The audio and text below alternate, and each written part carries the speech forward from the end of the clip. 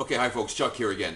We're working on my 1977 Jeep Cherokee Chief, and I'm going over some of the problems that I personally encountered while installing the BJ 6-inch lift. It's a great kit, don't get me wrong, but if you're going strictly from the Stacy David episode of Trucks, the Bargain Beater episode is what it was called. I think it's a two-part series. If you're using that strictly as your blueprint, I just want to give you a heads up about some problems you're going to encounter along the way. It's just part of the job, but you have to anticipate these things as you're going through it, especially if you're like me and you're working alone.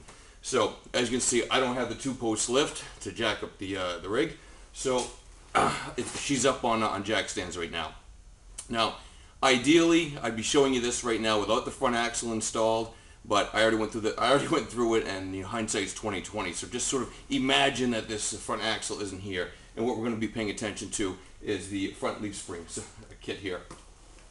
Now, what I did was over here I installed the rear end of the leaf spring first, and worked my way forward to the front shackles. Now, a problem I was having was the arch of the spring, where the spring eye is at the front of the rig, would not line up properly with the front shackle. Even no matter how much I tried to line them up and swivel the actual front shackle up, I couldn't get to line up. So the fine folks over at International Full-Size Jeep Association, ifsja.org on the net, passed on this tip to me.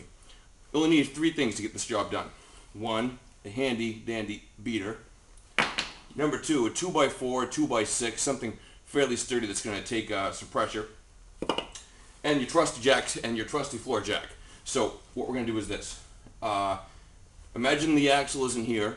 What I had to do in order to get that front spring eye to line up properly is, as I was instructed, and it actually worked pretty fast, and it saved me about probably 2 hours of frustration and pulling what little hair I have left out of my head. Basically what you do is this.